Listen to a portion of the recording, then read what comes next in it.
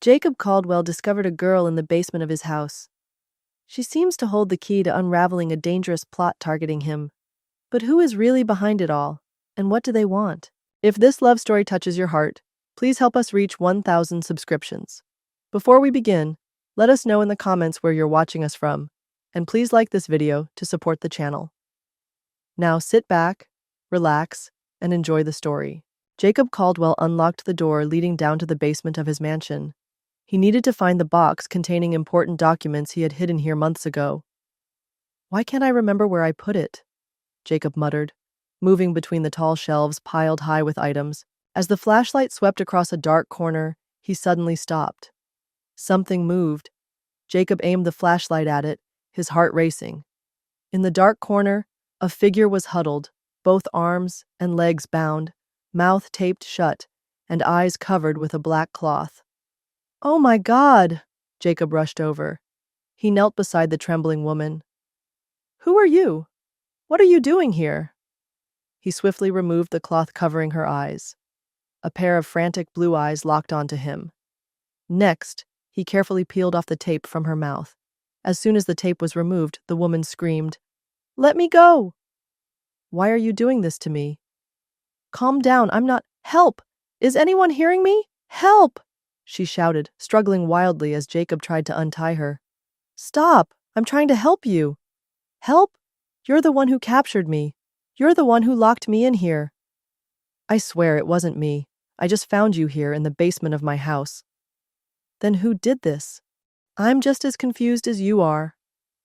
"I'm Zoe Nelson. And who are you?" "Jacob Caldwell.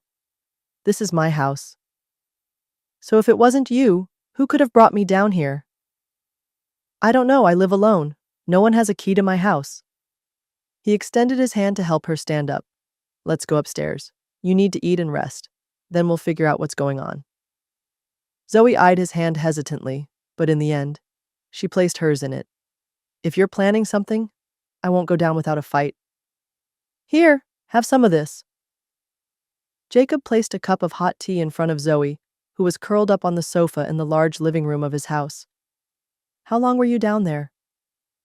"I don't really remember. I just remember walking home after my evening shift. Then someone approached me from behind. When I woke up, I was tied up and blindfolded." "Do you remember anything about the attacker?" "I don't have any memory. They covered everything." "I'm sorry for what happened to you, but I swear it wasn't me." "How can I trust you?" "If I wanted to harm you, why would I untie you? You can stay here until you feel safe. My house has a fully furnished living room. I don't know what's going on, but clearly someone broke into my house and used my basement to hold you. That means I could also be a victim." Jacob's phone rang. He looked at the screen and frowned. "Brian from the company. Sorry, I have to take this call." Jacob stepped out onto the balcony to talk.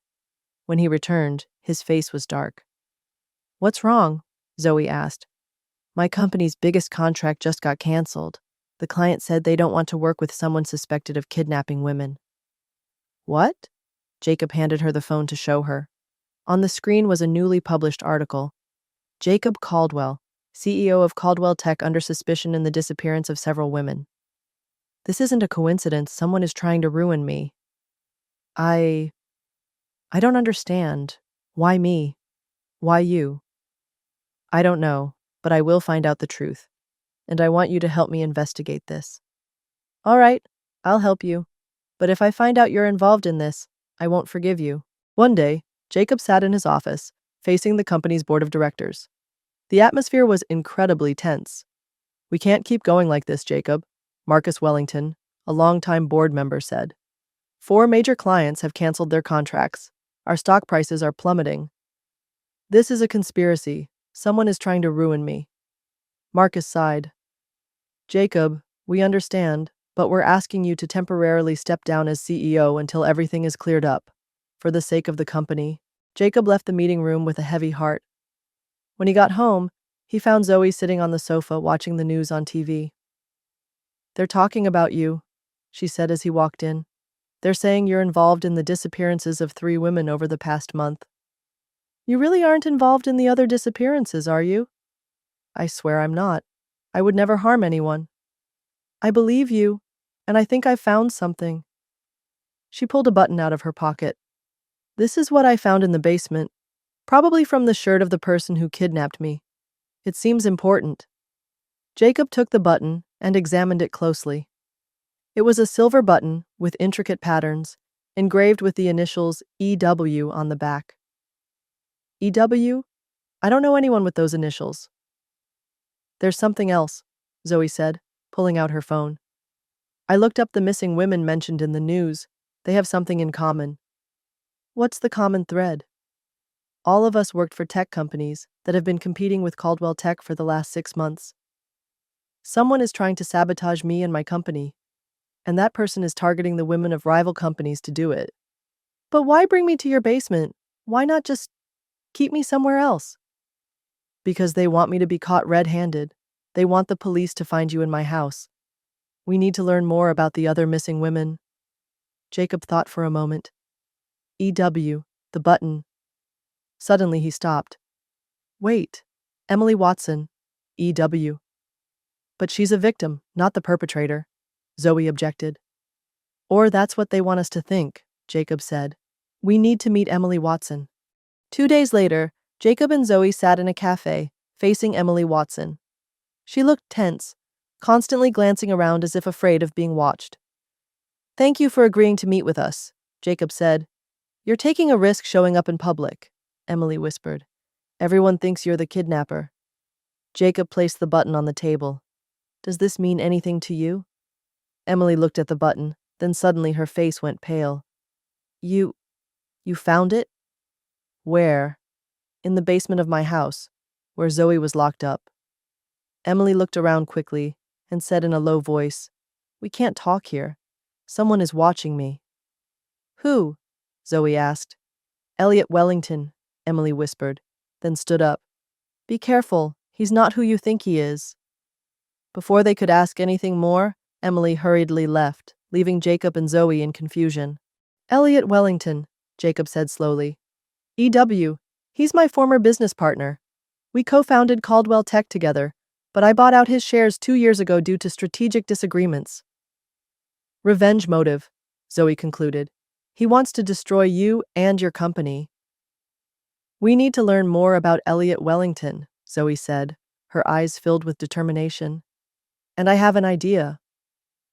I don't think this is a good idea, Jacob said as they parked a few hundred meters away from Elliot Wellington's mansion.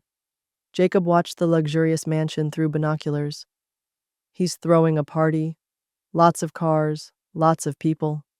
Perfect, Zoe said. I'll blend in. With so many guests, it'll be hard to spot a stranger. Too dangerous, if he recognizes you. He's never met me, right? And I've changed my hairstyle. Zoe pointed to her newly cut short hair. I just need to get inside, gather some information, and get out. Are you sure? I'm sure. This is our only chance to uncover the truth. I'll wait here. If anything goes wrong, call me immediately. Zoe squeezed Jacob's hand before leaving the car, wearing the elegant gown they had bought for this mission. She walked toward the party area, blending into the crowd. Elliot Wellington's mansion was magnificent and powerful. The party guests were prominent figures from the business and tech worlds. Zoe carefully observed, searching for the host of the party. This is the first time I've met you, a voice said from behind Zoe, making her jump and turn around. Standing before her was a man with a charming smile, but there was something cold in his eyes. Elliot Wellington, he introduced himself, extending his hand. And you are? Lisa Morgan, Zoe lied, trying to keep her voice calm. I'm a friend of Anna's.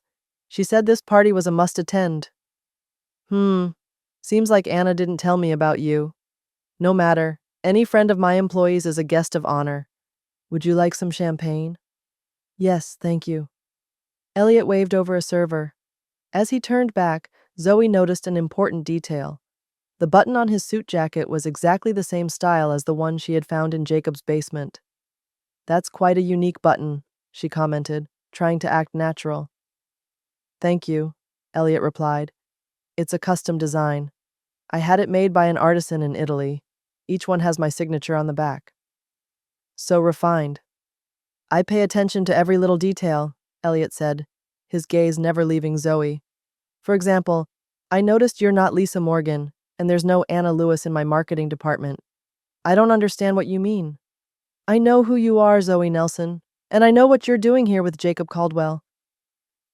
Before Zoe could react, she felt a small needle prick her arm. Elliot had injected something into her under the cover of his jacket. Jacob checked his watch, anxiety growing. It had been over an hour since Zoe entered the mansion, and she still hadn't contacted him. He had sent several texts, but there was no response. Enough, he decided, getting out of the car. He couldn't wait any longer. Jacob walked around the mansion searching for a back entrance. Although he wasn't invited, his confident appearance and well-tailored suit allowed him to easily blend into the crowd. Jacob Caldwell, a familiar voice called out. I must say, I'm not surprised to see you here. Elliot, it's been a while. Not long enough, Elliot smirked. Still have the guts to show up in public after all the accusations against you? The accusations you staged, Jacob said bluntly. I know everything, Elliot. I know you kidnapped those women and framed me for it. Serious accusations, Jacob.